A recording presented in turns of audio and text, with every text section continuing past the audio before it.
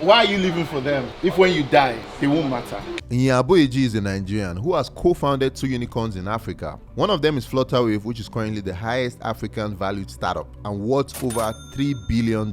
In the last video, I had a sit down with him alongside Remi, who is one of Africa's most successful artists, and Remi Dada, who has built one of the most successful design companies in Nigeria. To build anything successful in Africa, a continent with over 1.2 billion people, plagued with so many problems, and where most of the basic infrastructures to thrive are not in place, is a truly remarkable feat. A couple weeks ago, I was able to spend 24 hours with them, and as an inquisitive person, I wanted to learn from their wealth of knowledge by asking some important questions about life. How do you not get comfortable? How do you keep having that same hunger you had when you started? Even when you've gotten to a point where you've made money, you're comfortable, how do you keep having that same hunger? So I see a lot of my colleagues, when they succeed, they seek comfort. They get a car, they go live in Ikoyi. The way I've managed to do it is like actively strip yourself of that comfort. Stay in the struggle. That's why I live in Yaba. And there are other things that you have to watch out for even as you stay in the struggle. But make an active effort to not unduly change your life because you become successful. Like me now, I think my creative zone is Yaba. Like right now, I work harder, more efficiently than I was working when I was living in Lekki. I can't build anything in Lekki. So I actively avoid staying there. Let's even go to the music industry. Like when 50 Cent made money, he left the hood. When like, a lot of people leave the hood. But sometimes I feel like staying in the hood, like Nipsey Hussle, what killed him was because he went back to the hood. Something will kill you. It's not about whether you stay in the hood or not. It might be your, if once it's your time, you go. Whether you stay in the hood or you don't stay in the hood. But I mean, would he have had the impact he had if he didn't stay in the hood? You know his name because he stayed in the hood. And what you need to understand is how we act, how we behave. So you spoke about creative spaces. It's an actual thing. The way my brain works when I'm in Nigeria is very different from when I'm in the States.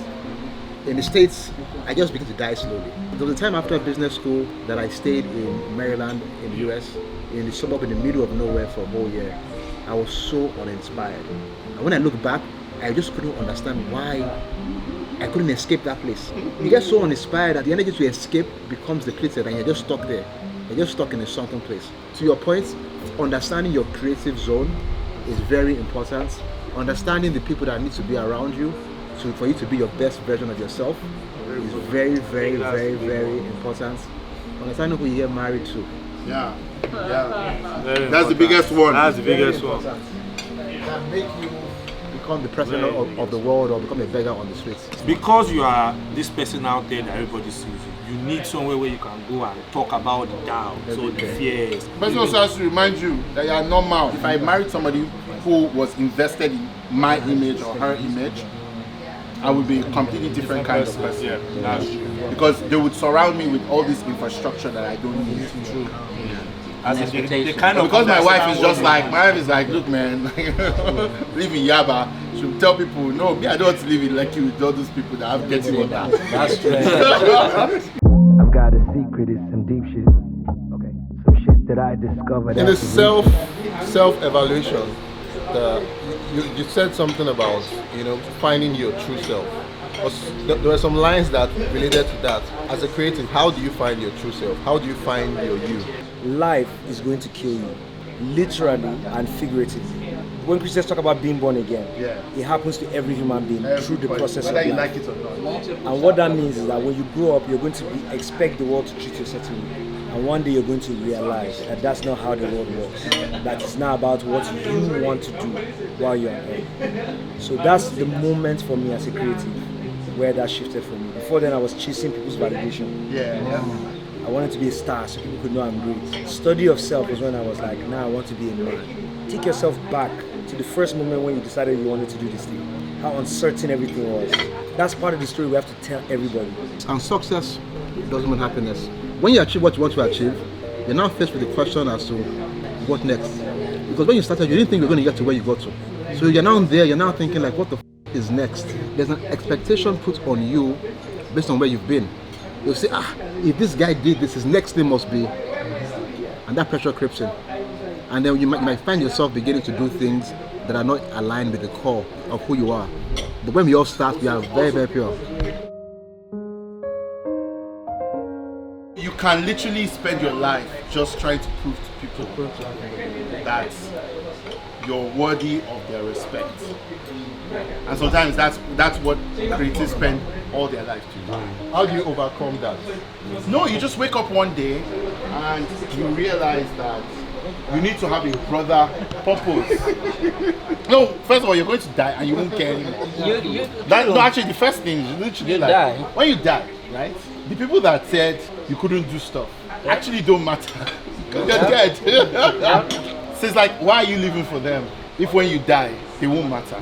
People might not even remember that they said it. The same people will come to your funeral and be shedding crocodile tears. Just live like you're dead. Just live like you're dead. How do you get to a place where you truly live your life without caring of external validation? You do what you want to do regardless of the consequences. Like, how do you get there? When you take a look at time, you're so insignificant in the scale and size of the tapestry of the universe. So whether you are actually alive or dead doesn't actually matter. Like, in the grand scheme of things will happen. My time is insignificant in the grand tapestry of world's time. Then why would I now take somebody's opinion? to another insignificant person's opinion of my insignificant life in my insignificant time. So when I see all those things on Twitter, like, I'm just like, no. Before, my instinct was, I must prove you wrong. And I will go to any length to do it. But once I just got this whole concept, I was just like, okay.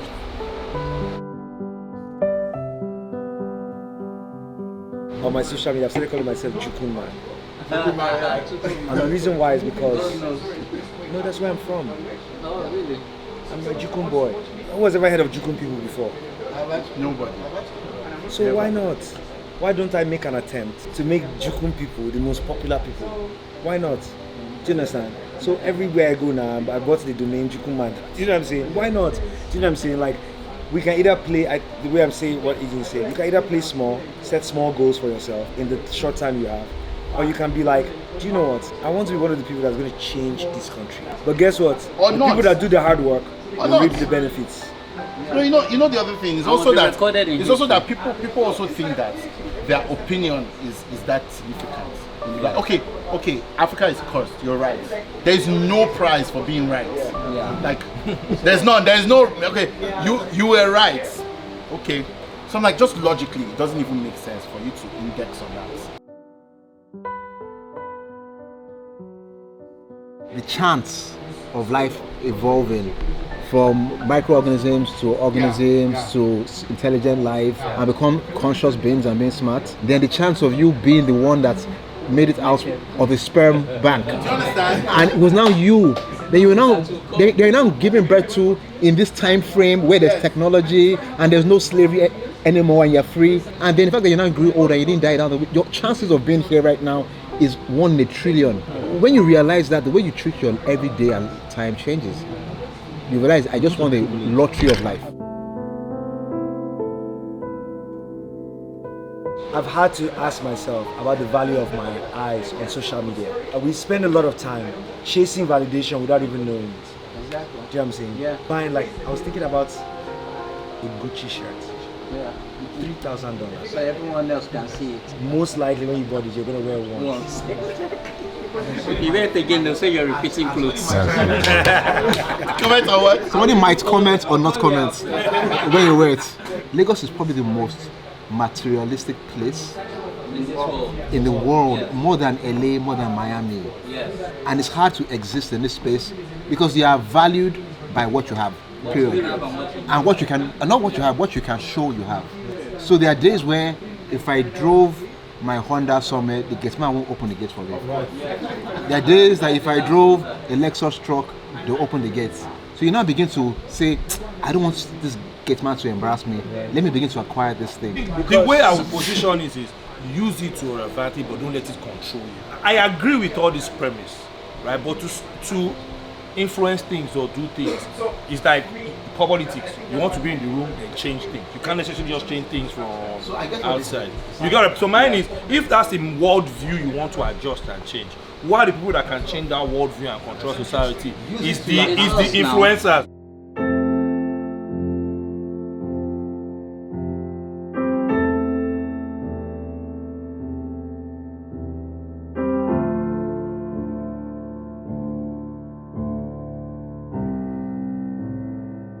Why did you bring us down to Black Hole? Well, first of all, I recognize that most people started this journey at 6 a.m. Okay. So I kind of want to make sure people get fed. Yeah. but the second thing really is that like this is how we build people's faith. Right. So we go to the bare land, we see the bare land, and people are like, it's so impossible. I can't capture in my mind how like this bare land turns into something beautiful.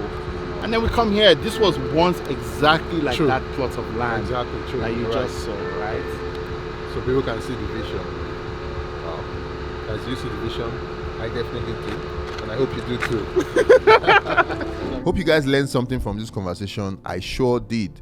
That's all I have to share with you guys today. Thanks for watching, and I'll see you guys on the next one.